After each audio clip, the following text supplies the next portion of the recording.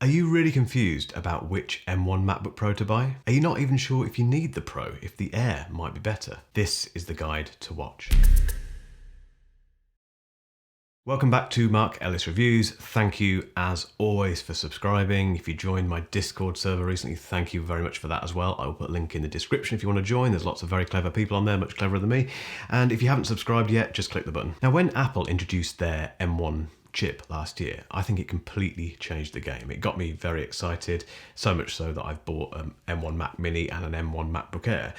But I think they've screwed up slightly in terms of the way they present these in their marketing material and their website. And I can see this in the comments from my videos previously. People don't know whether to get the Pro, the Air, or even if the Mini is right for them. This is why I'm putting these guides together. So this is my guide for buying an M1 MacBook Pro. We're going to work out if it's right for you and just see if we can save some money, and equally try and get to the bottom of whether or not actually the Air might be a better computer for you.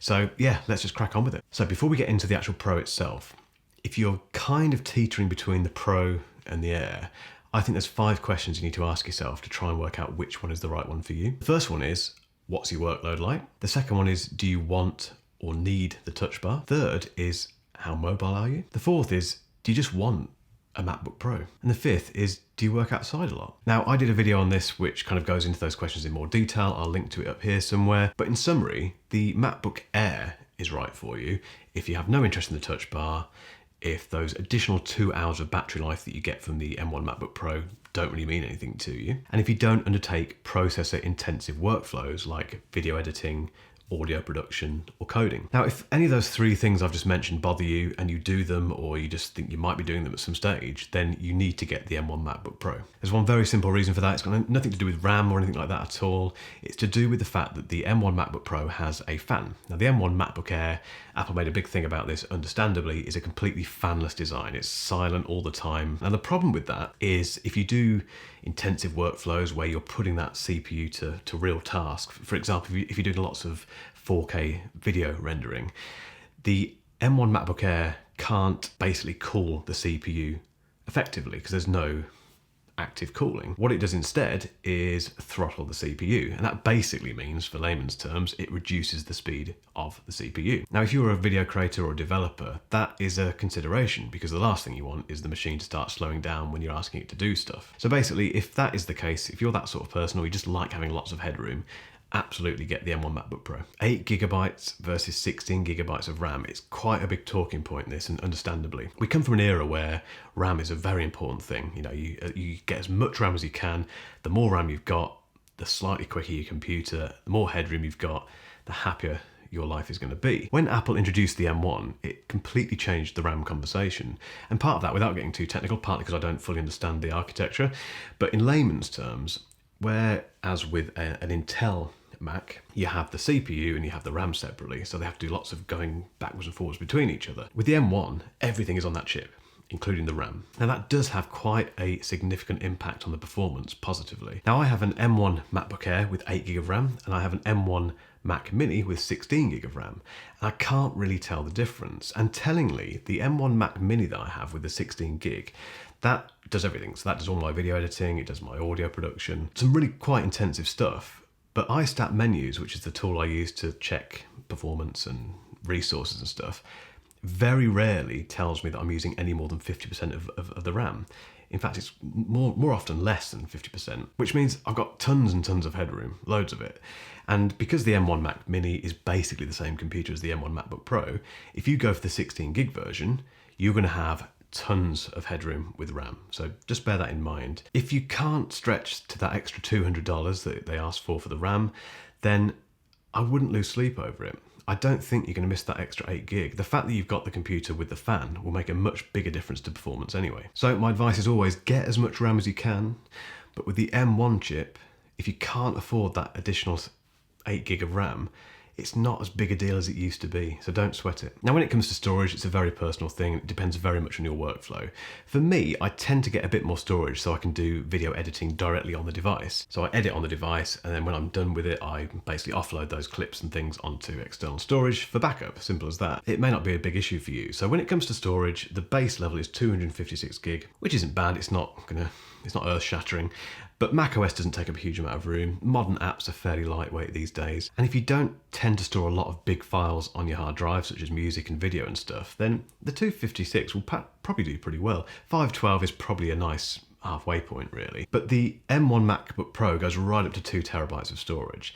That is where it gets, in my opinion, a bit silly, because you end up paying $800 if you want 2 terabytes. And 2 terabytes is no end of space, but you can get the same for a lot less if you go for a third-party external SSD. So if you don't mind carrying around SSDs, then grab one of those instead. You'll save yourself quite a bit of money. But if you are a video creator, for example, I'd recommend speccing up to, if you can, the 1 terabyte, because I did that with my 16-inch MacBook Pro, and that has proved the sweet spot for having enough on-device storage while not having to spend too much money for it. Now, before you check out, Apple will always say, do you want AppleCare Plus? And when it comes to the M1 MacBook Pro, that is quite a lot of money. Now, 2 schools of thought for this, as far as I'm concerned. If it is a business purchase, so if this machine is going to be tasked with doing things to make you money, get AppleCare Plus. It's a no-brainer from a business point of view. It's a really good investment. For that, you get 3 years of warranty over the standard 12 months, and it includes things like accidental damage, which, let's be honest, can happen with laptops. It's just a no-brainer, I think, for a business.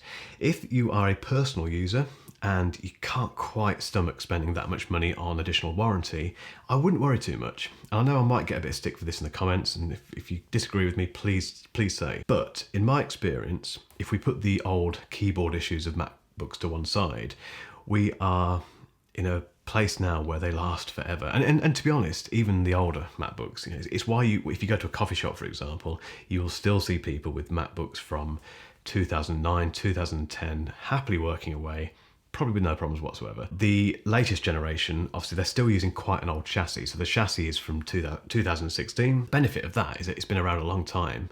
It's been refined. Apple knows it inside out. If you've never held a MacBook Pro before, you'll be very pleased when you get one in your hands, because it's just a very well built laptop, one of the best built laptops I've ever experienced. So if you can't afford AppleCare Plus, don't sweat it too much. But if this is a business purchase and this thing is going to do things that you rely on to make money, get AppleCare Plus. So in summary, the M1 MacBook Pro is a superb laptop. Just the raw power of that M1 chip, the fact you've got the fan, which gives you plenty of headroom for performance, the battery life, which is absolutely incredible. Remember, you get 2 hours additional battery life in the Pro over the Air, and just the build quality, which is still superb. It's just a fantastic investment, I think. However, there's one caveat which I wanted to mention before you go off and press the buy now button. At the time of filming, there are lots and lots of rumours about the next MacBook Pro coming along, and it's rumoured to happen sometime towards the Q3 of 2021. Now, that new MacBook Pro, again, these are all rumours, so things can change, but it's likely to have a slightly bigger screen, 14-inch screen, and thinner bezels. Current MacBook Pro design is getting a little bit long in the tooth against the competition. It's still looks pretty good, to be fair, but it's looking a bit dated, to be honest. Whereas this new version apparently is going to have much thinner bezels, slightly bigger screen, and there's all sorts of rumours about things like the old MagSafe coming back and that kind of stuff. So if you're not in a rush at the moment, based on that rumour, and if you can wait a few months, I would, because I think it will probably be worth the wait. It's likely that this next MacBook Pro will have more cores potentially from the M1.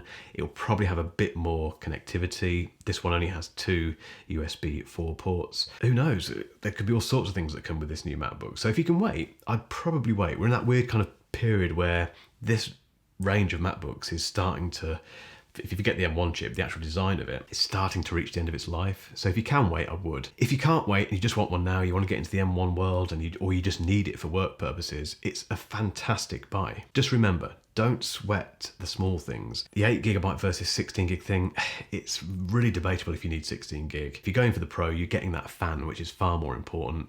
And when it comes to storage, just remember that you can get much more cost-effective external SSD storage than paying Apple's prices for the upgrades. I really hope this video has helped you pick the right M1 MacBook Pro for yourself. I'm doing guides as well for the M1 MacBook Air and also the M1 Mac Mini. As soon as they are available, I'll put a link in the description. If you've still got a few minutes to spare, at the end of this video, I'm going to put a link to a recent tour I did of this studio, because it's quite interesting to see what goes on behind the scenes. So hang around to watch that if you're interested. And in the meantime, I will see you on the next video.